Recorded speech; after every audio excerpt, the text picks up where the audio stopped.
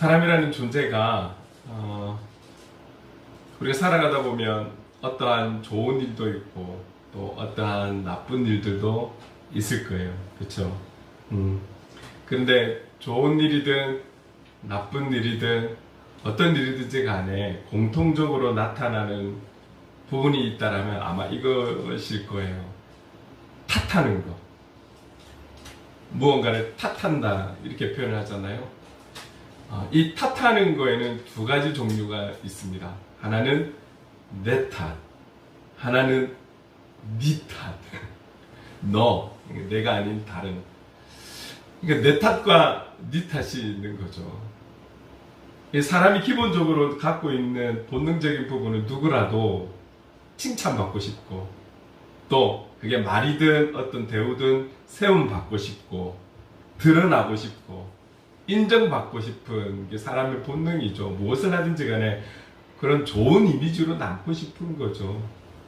이럴 때는 사실은 내 탓 하고 싶은 게 사람 욕심이지 않겠습니까? 또 반대로 조금 그 관계나 그 문제 속에 문제가 되는 사람, 어떤 문제가 되는 그 주인공, 문제가 되는 이유, 이런 것들을 표현할 때는 내 탓이라기보다는 거의 네 탓 하고 싶은 게 사람의 또 본능인 것 같아요. 어떤 문제에 대해서, 일에 대해서도 잘 되고 안 되고에 대해서 어떤 결과적인 부분들을 볼 때 안 된 부분에 있어서는 네 탓하고 싶고 잘 된 부분은 내 탓하고 싶은 거예요. 그게 뭐 크고 작고의 어느 정도 차이는 있겠으나 사람들이 갖고 있는 본능적인 마음인 것 같습니다. 이 탓한다라는 것을 단어를 생각할 때 제가 어릴 때를 생각해 보면 이게 우리 자녀들을 제외하고는 아마 거의 기억하실 것 같은데 1980년대인가요? 그쯤으로 기억을 하는데 한참 천주교에서 내 탓이오 운동을 했었습니다. 제 기억에 이렇게 학교 다니다 버스를 막 타고 다니면 앞에 자가용 승용차들 뒤에 보면 내 탓이오라는 그 스티커를 차에다가 항상 이렇게 제법 많은 차들이 붙이고 다녔었죠. 그래서 내 탓이오라는 운동이 한참 벌어졌던 기억이 납니다. 여러분, 우리가 그 관계나 일 속에 정말 그것이 내 탓이라면 내 탓이라고 우리는 고백해야 되는 것이죠.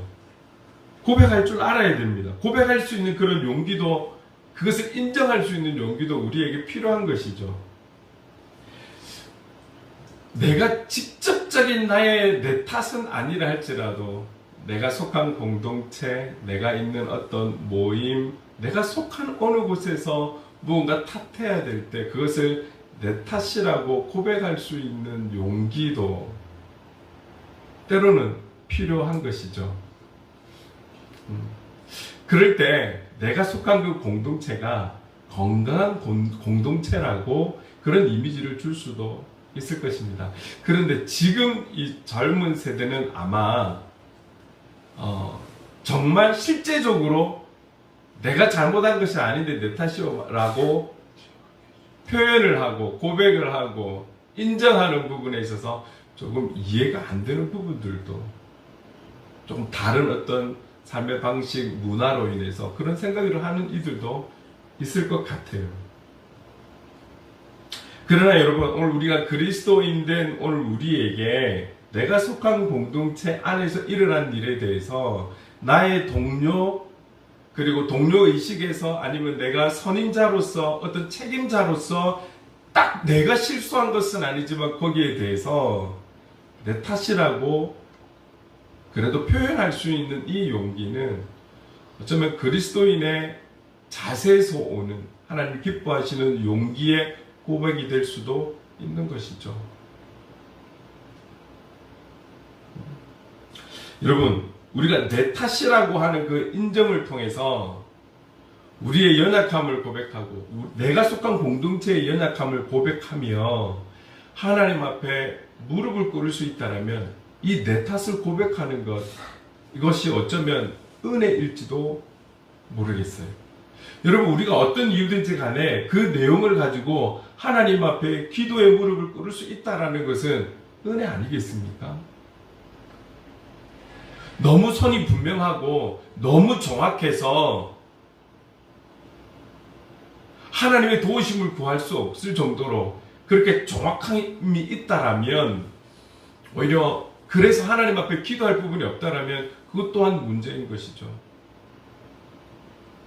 너무 잘 나가서 너무 분명하고 확실해서 하나님의 은혜라는 걸 알지 못하고 우리가 교만하고 거만한 자 되는 것보다, 내가 직접적으로 잘못되었던 내 탓이든 내가 속한 공동체 안에서의 문제로 인한 내 탓이든 책임지는 자세로서의 내 탓이든, 우리가 그 내 탓을 돌리면서 하나님 앞에 우리의 연약함을, 우리 공동체의 연약함을 기도할 수 있다라면, 하나님의 도우심을 구할 수 있다라면, 하나님의 그 전능하신 능력을 구할 수 있다라면 그것은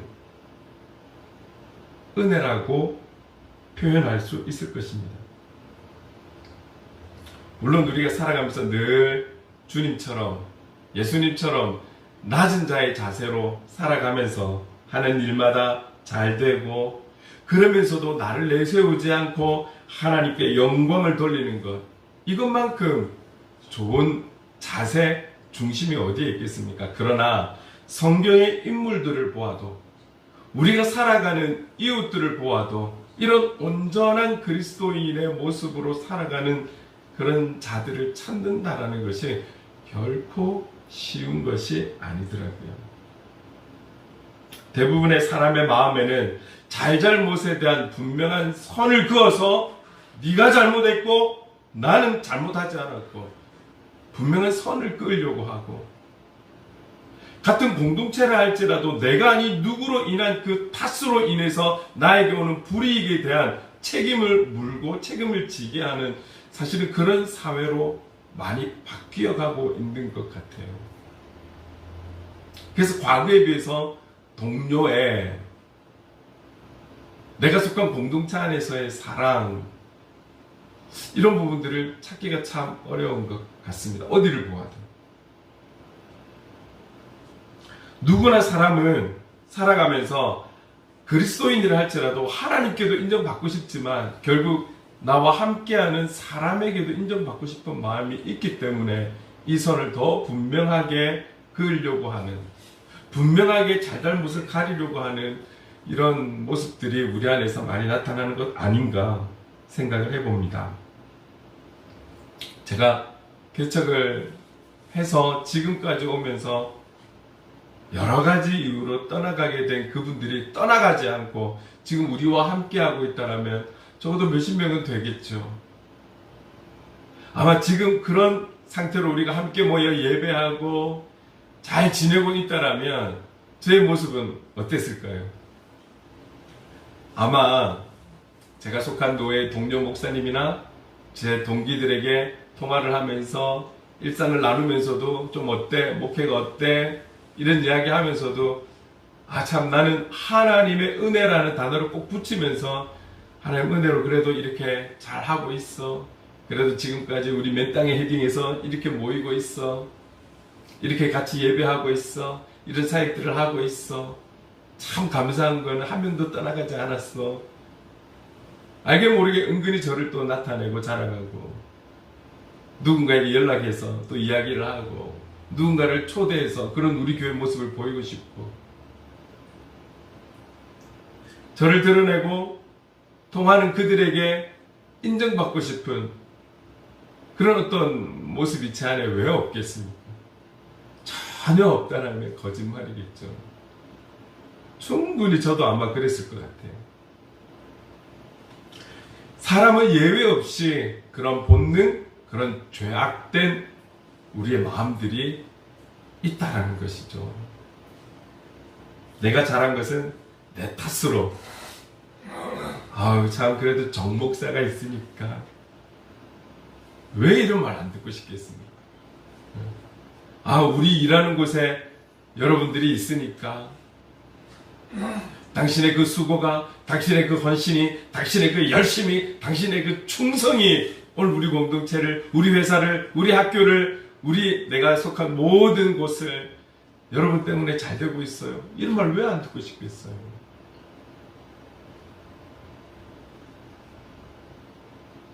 누구나 인정받고 싶은 거예요. 오늘 저와 여러분, 우리에게 그런 마음을 완전히 지울 수 없다 할지라도 우리의 전부가 되시고 우리의 모든 것이 되신 그 하나님 앞에 인정받기에 더 힘써갈 수 있는 저와 여러분 될 수 있기를 간절히 소망합니다. 오늘 우리의 예배도, 우리의 이런 수고도 우리의 만족이 아닌, 사람에게 보이기 위한 것이 아닌, 우리 눈에 지금은 안 보이지만 이 교회 머리 대신 우리 하나님 앞에 영광을 위해서 우리의 최선으로 최고의 하나님 앞에 영광을 돌리기 위해 힘쓰는 저와 여러분 될 수 있기를 간절히 소망합니다. 사도 바울이 복음을 전하다가 감옥에 갇힌 거잖아요. 지금 에베소서는 그래서 감옥 안에서 쓴, 에베소 성도들에게, 그리고 이 에베소 교회를 지나치는 모든 이들이 보았을 때 누구라도 공감할 수 있는 이 편지를 지금 보낸 거잖아요. 우리는 사도 바울이 감옥에 여러 번 갇히면서 있는 그 감옥 안에서도 하나님을 찬양하고 경배했던 그런 많은 이야기들을 잘 알고 있어요. 여러분, 감옥이라는 현장을 한번 생각해 봅시다. 감옥이라는 현장에서 하나님 앞에 기도하고 하나님 앞에 찬양을 드리고, 우리가 어떤 내용들을 볼 때 글을 편안하게 읽는다고 해서 감옥이라는 곳에서 그들이 하나님 앞에 기도하고 찬양하고 이런 모습이 너무 당연한 것처럼 여기면 안 되는 거예요. 당시의 감옥은 내일 일을 알 수 없는, 일정 기간 채우면 다시 나오는 이런 상황이 아니었잖아요. 언제 어느 때라도 이 감옥을 담당하는 그 누군가의 말 한마디면 내일 어찌 될지 모르는 그런 상황인 것이죠. 그런 곳에서 내일 어찌 될지 알 수 없는 그 현장에서 누군가의 일에 간섭을 하고 누군가의 이야기를 들어주고 그것을 걱정해주고 그것을 위해 기도하고 찬송을 부를 수 있는 일은 결코 쉬운 일은 아닐 거예요.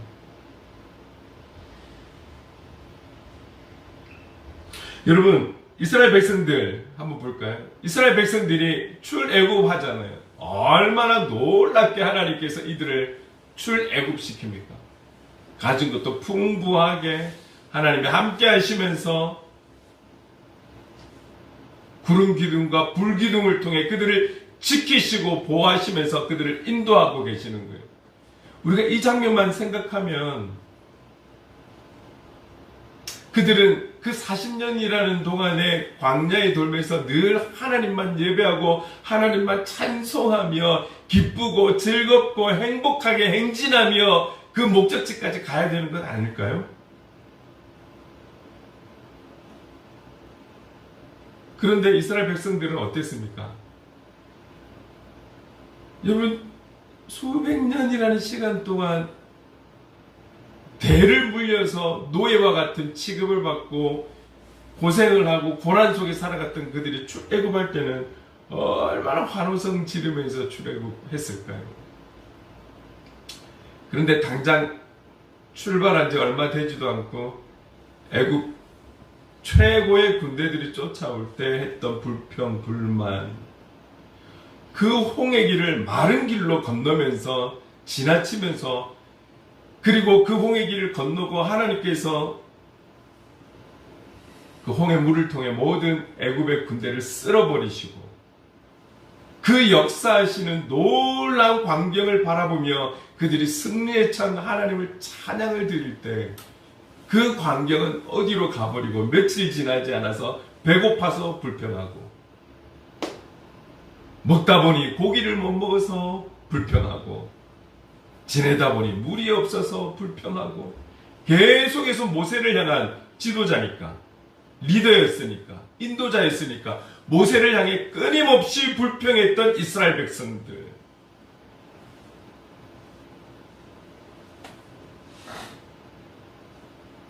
여러분, 모세를 향한 불평은, 모세를 향한 탓은 결국 누구를 탓하는 것일까요?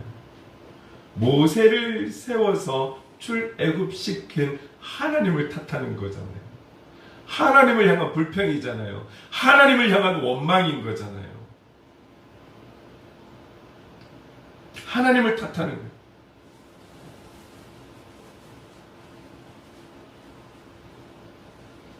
여러분, 우리가 신앙생활을 하면서 늘 잘되고 하는 일마다 잘되고 하는 일마다 열매가 나타나고 응답이 나타나고 그러면 아무런 불평이 없을 거예요. 우리가 예수 그리스도를 믿음에도 불구하고 그 하나님은 전능하신 하나님, 전지하신 하나님이라고 표현하고 고백하고 찬양하고 예배함에도 불구하고 오늘 우리가 시간을 들이고 마음을 들이고 물질을 들이고 우리 정보를 드리려고 힘을 쓰고 애를 씀에도 불구하고 우리의 삶에 고난이 끊이지 않고 어려움이 끝나지 않고 늘 위기 속에서 살아간다라면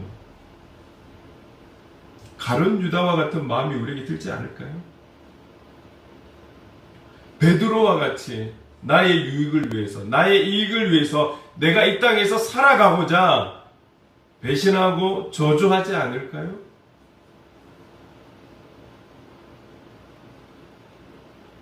그러니까 우리가 베드로를 가룟 유다를 탓할 자가 못 되는 거예요.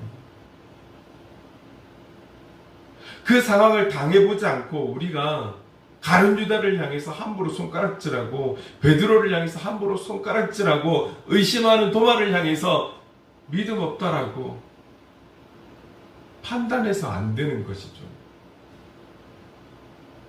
성경에 나와 있는 그 기록들을 통해 본을 삼아야 되지 우리가 판단할 자격은 없는 것입니다.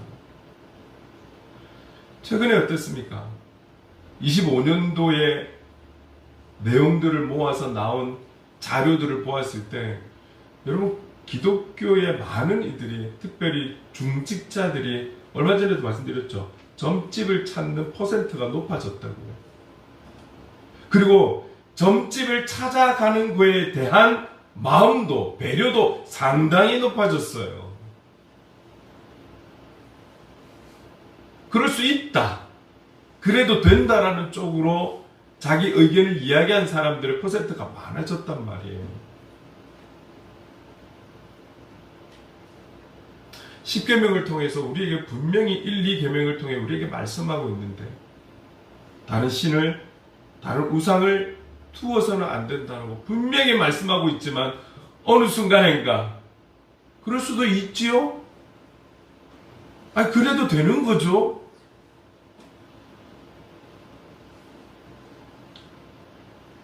답답하고 힘들고 고난에 대한 해결점을 찾지 못하고 인내하지 못하고 기다리지 못하고 결국은 다른 곳을 찾아가는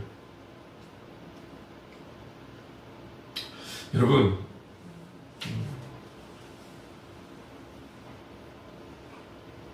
이 내용을 생각하면서 양화진을 좀 생각하게 되었어요.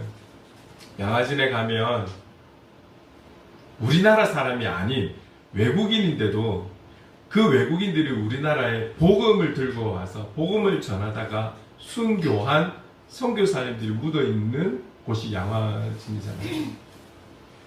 물론 꼭 직접적으로 복음을 전하지 못하고 선교사님의 자녀였던 그 어린 아기들이 또 여러 질병에 걸려서 태어나서 얼마 되지도 않은 아이들이 묻혀 있기도 합니다. 여러분 그 순교자, 그 순교사님들의 그 순교가 우리는 있었기 때문에 그들이 뿌린 헌신의 그 피가 있었기 때문에 우리가 이런 놀라운 은혜 속에 축복을 받으며 살아가고 있다라고 표현도 하고 있어요. 그만큼 그 헌신에 대해서 귀하게 여기는 것이죠.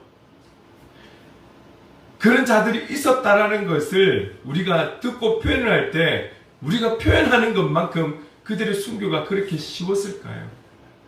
절대 그렇지 않았을 겁니다.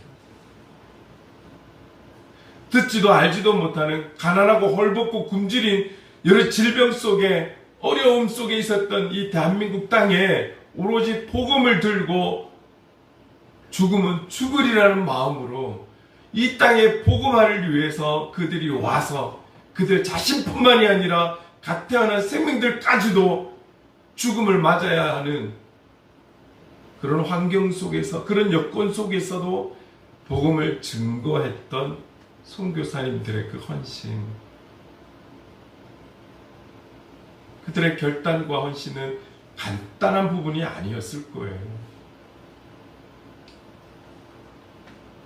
그러나 그들의 이 헌신이 있었기 때문에 이 땅에 이렇게 작지만 하나님의 놀라운 선한 영향력이 지금까지 흐르고 있는 것이죠.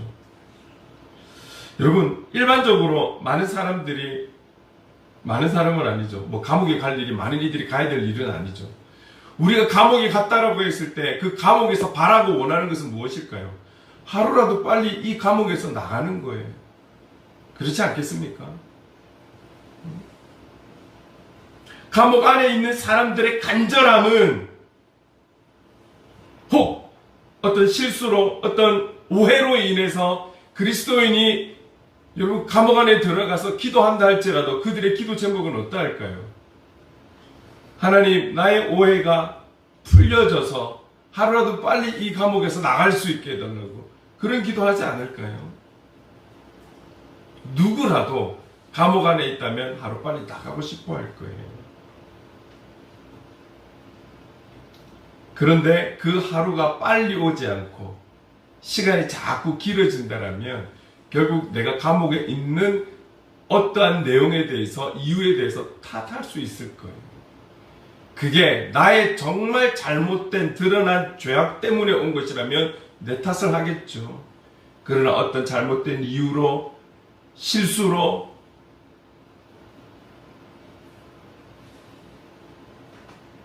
감옥에 들어왔다라면 그 일에 대한, 그 사람에 대한 탓을 할 거예요.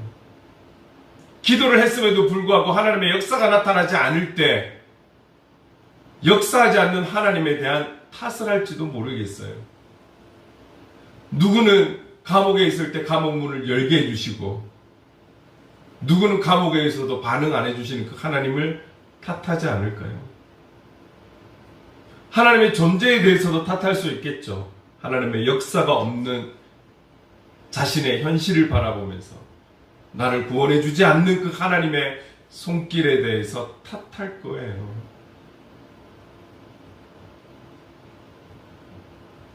그런 감옥에서 누군가의 이야기를 듣고 그 이야기의 주인공이 되는, 아니면 그 주인공이 되는 어떠한 일에 대해서 관심을 가지고 정말 집중해서 이야기를 들어주고 그 이야기에 대해서 같이 느끼고 막 감사하고 즐거워하고, 누가 그럴 수 있을까요? 근데 여러분, 오늘 바울이 복음 전하다가 감옥에 들어간 것도 억울할 수 있잖아요. 마음 상할 수 있음에도 불구하고 그가 감옥에서 에베소 교회 성도들의 삶에 대한 이야기를 들었을 뿐인데 그 이야기를 들으면서 너무너무 기쁜 거예요. 그래서 그들을 위해서 감옥에서 기도하는데 내 문제가 아니라, 감옥에 있는 내 문제가 아니라 잘 지내고 있는 에베소 교회 성도들을 위해서 기도하는데 그 기도 속에 계속해서 하나님께서 기억나게 하시고 그 이유가 기억나게 하시고 계속해서 끊임없이 감사의 기도가 나오더라는 거예요. 여러분, 놀랍지 않습니까? 우리는 조금만 내 시간에, 내 문제에, 내 상황에 누군가 피해를 줘도 기분이 나쁘고 마음 상할 수 있는데, 감옥이라는 그 현장 속에서 누군가를 위해 기도하고 그 기도 속에 감사가 끊임없이 일어나고 있다라는 이런 마음을, 사도 바울과 같은 마음을 여러분, 우리도 경험해보고 싶지 않습니까? 뭐 그렇다고 일부러 감옥에 들어갈 일은 없겠지만요. 여러분, 그렇다면 사도 바울의 감사의 내용은 무엇입니까? 도대체 에베소 교회 성도들의 무엇을 놓고 그가 감옥 안에서도 너무너무 기쁘고 기도하지 않을 수가 없고 기도를 하니 끊임없이 그치지 않는 감사의 내용이 나오는 것일까요? 도대체 어떻게 살았길래? 무엇 때문에? 여러분 1절 오늘 본문 15절을 보면 사도 바울이 기뻐하는 이유에 대해서 분명히 말씀하고 있습니다. 먼저는 이거죠.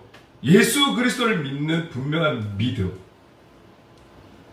그 믿음으로 살아가고 있다라는 거예요. 에베소 교회 성도들이 예수 그리스도를 믿는 분명한 믿음으로 살아가고 있는 이 믿음이 너무 이쁜 거예요. 흔들리지 않는 견고한 그 믿음의 삶으로 기뻐하고 있는 거예요. 그 믿음을 가지고 믿음에 합당한 삶을 살아가고 있다는 것이 사도 바울이 들었을 때 너무 기쁜 소식인 거예요. 지금 내가 감옥에 있는 이 현실보다도 감옥에 있는 나의 불편함과 감옥에 있는 나의 아픔과 힘듦을 잊어버릴 만큼 에베소 교회 성도들이 예수 그리스도를 향한 믿음을 가지고 그 믿음에 합당한 삶을 살아가고 있다는 그 이야기가 자기 귀에 들려졌을 때 너무너무 기뻐했다는 거죠. 이 감사가 기쁨 아니겠습니까?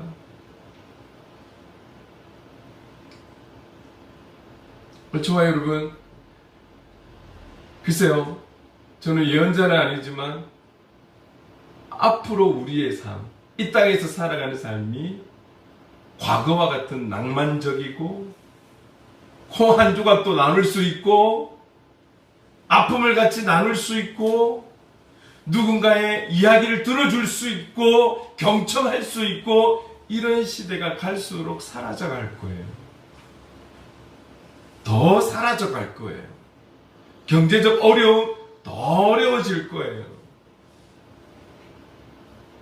신앙의 삶을 살아가는 우리에게 더 어쩌면 영적인 핍박이 올지도 모르겠어요.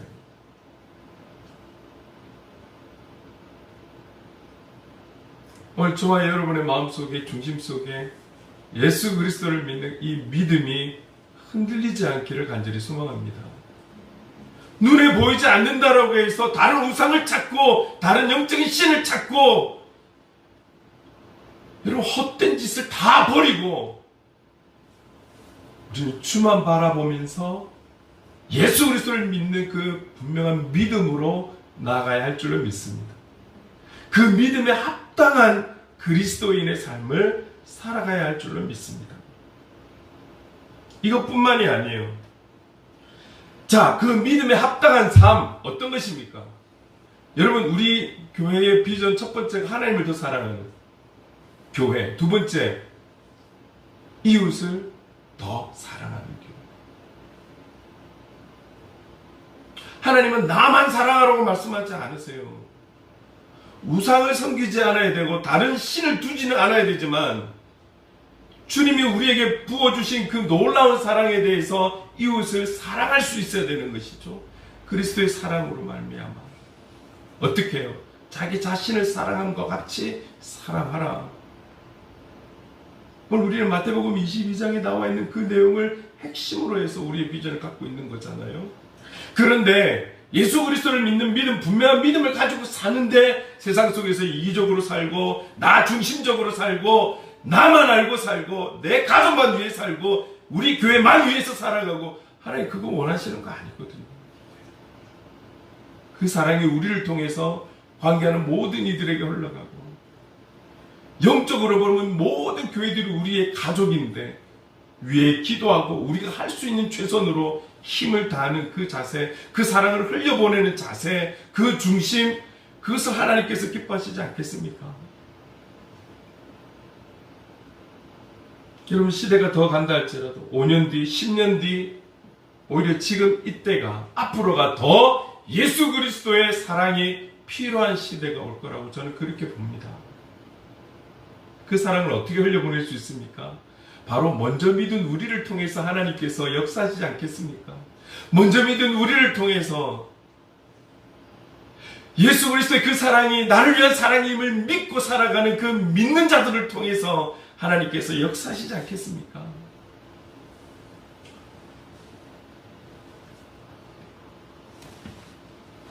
에베소 교회 성도들이 예수 그리스도를 믿는 그 믿음에 합당한 삶, 말씀에 실천하는 삶, 어떤 삶입니까? 서로 사랑하는 그 삶을 실천하며 살아가고 있다라는 그 얘기를 들었을 때 사도 바울의 마음에 가슴에 이를 위해서 기도할 때마다 감사가 그치지 않고 계속해서 일어나서 하나님께 영광의 찬양을 드릴 수밖에 없는 것이죠.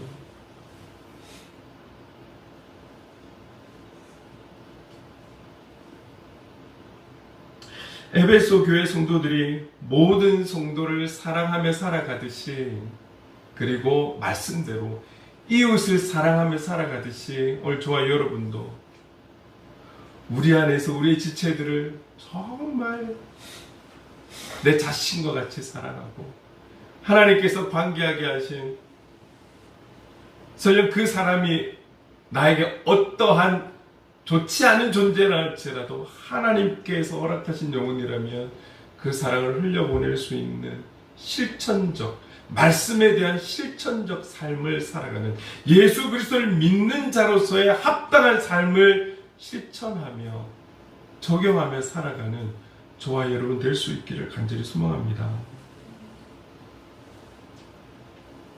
여러분, 요한복음 3장 29절 말씀을 같이 한번 읽어볼게요. 같이 한번 읽겠습니다. 시작. 신부를 취하는 자는 신랑이나 서서 신랑의 음성을 듣는 친구가 크게 기뻐하나니 나는 이러한 기쁨으로 충만하였노라. 뜬금없이 갑자기 세례 요한 이야기를 잠깐 좀 할게요. 무슨 말입니까? 지금 세례 요한은 신랑 되신 예수님을 보면서 너무 기쁜 거예요. 신랑 되신 예수님, 그 예수님이 세례 요한에게 뭘 해준 것이 아니에요. 그럼에도 불구하고 저분은 신랑 되신 예수님, 모든 인류의 신랑 되신 예수님, 저 예수님 바라보면서, 저 구원의 예수님 바라보면서 너무 기쁜 거예요. 너무 행복하고 즐거운 거예요. 여러분, 신부를 취하는 신랑이 얼마나 기쁠까요? 그쵸? 신부를 취하는 이 신랑이 결혼식 할 때 얼마나 기쁠까요?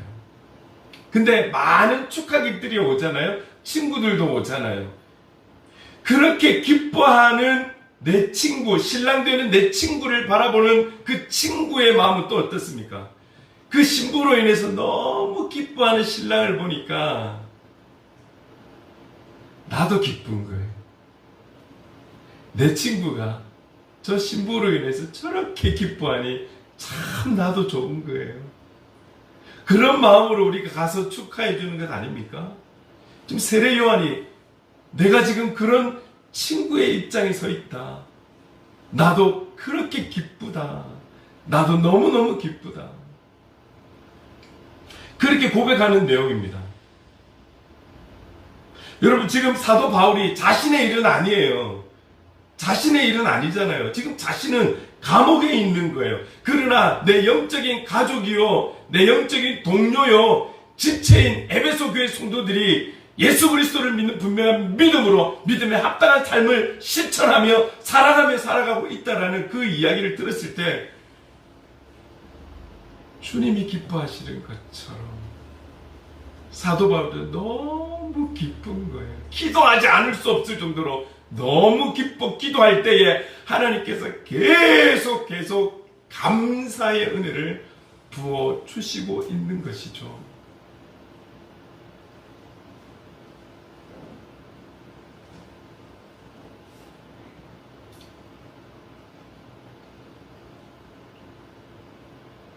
우리 행복을 그리는 교회 공동체가 이런 은혜가 있기를 간절히 소망합니다.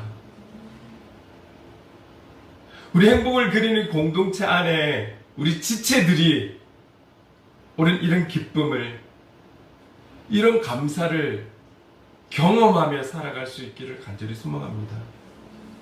우리가 이웃을 사랑하되 모든 영혼을 사랑해야 되겠지만 우리 안에 있는 가족도 사랑할 수 없다면 알지도 못하는 그 영혼들을 어떻게 사랑할 수 있을까요? 여러분, 우리 지체들을 먼저 돌아보시기 바랍니다. 그래서 한 번씩 우리 지체들을 위해서 기도하자라고 늘 기도하시겠지만 여러분, 이런 거예요. 우리 교회 안에 지체들을 생각할 때 나도 모르게 웃음이 나고, 이들을 축복하면서 기도할 때, 이들의 기도 제목을 알고 그 제목을 위해 기도할 때 그래도 믿음 안에서 흔들림 없이 살아갈 수 있도록 그 모든 문제들이 은혜 가운데 해결이 되고 승리할 수 있도록 기도하면서 그 영혼이 하나님 앞에 바로 서가려고 하는 그 몸부림이 너무 기쁘고 감사하고, 기도할 때마다 그 감사가 터져나오는 이런 은혜를 우리가 경험하면서 살아갈 수 있기를 간절히 소망합니다. 여러분, 우리 행복을 그리는 교회가, 이 작은 공동체가 에베소 교회처럼 주 예수 안에서 믿음과 사랑으로 충만한 교회 되기를 간절히 소망합니다. 그게 우리가 가질 수 있는 가장 큰 장점이에요. 교회가 커갈수록, 저는 큰 교회 미워하지 않습니다. 싫어하지 않습니다. 큰 교회는 큰 교회의 역할을 하고 있거든요. 하나님은 그 교회들을 통해 또 하실 일들이 있거든요.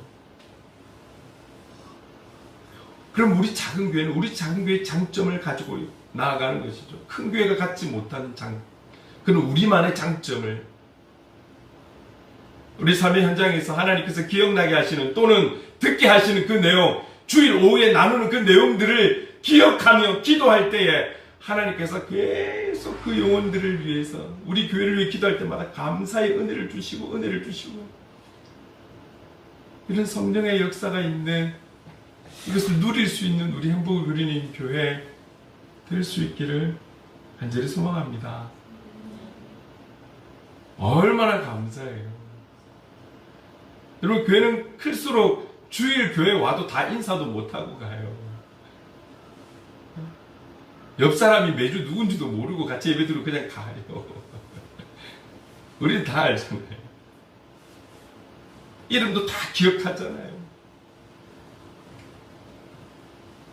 저와 여러분이 예수님을 온전히 믿어서 그 믿음으로 살아가고, 예수님의 그 헌신의 사랑이 나를 위한 사랑임을 고백하고 믿어서 이 사랑을 어디서나 실천하고 사랑하며 살기에 힘쓸 때에, 우리가 그 사랑의 향기를 바라면서 살아갈 때에 우리만 기쁜 것이 아니라 우리를 바라보시는 주님도 기뻐하실 것이고, 오늘 우리가 영적으로 그렇게 세워져 갈 때에 우리 교회를 위해 기도해 주시는 그 모든 분들의 기도 속에도 하나님께서 감사를 주실 것이고, 기쁨을 주실 것이고, 은혜를 주실 것이고, 우리 교회를 위해 기도할 때마다 이상하게 기도가 잘 되고, 우리 교회를 위해 기도할 때마다 더 기분이 좋고 행복하고 감사하고 더 많은 감사가 나오더라라는 그런 소문도 듣게 되고, 여러분, 그럴 때에 우리의 믿음은 더욱 자라가고 성장하게 되고 성숙하게 세워져 갈 줄로 믿습니다.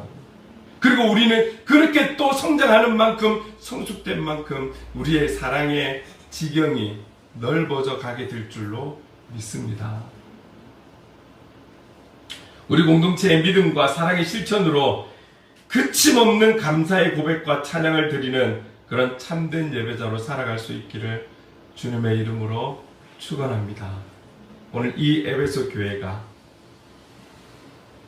우리의 교회가 되어서 이 21세기에 하나님의 뜻을 이루어가고 작지만 선한 영향력을 나타내며 흘려보내며 나아가는 우리 아름다운 교회 공동체 될 수 있기를 간절히 소망합니다.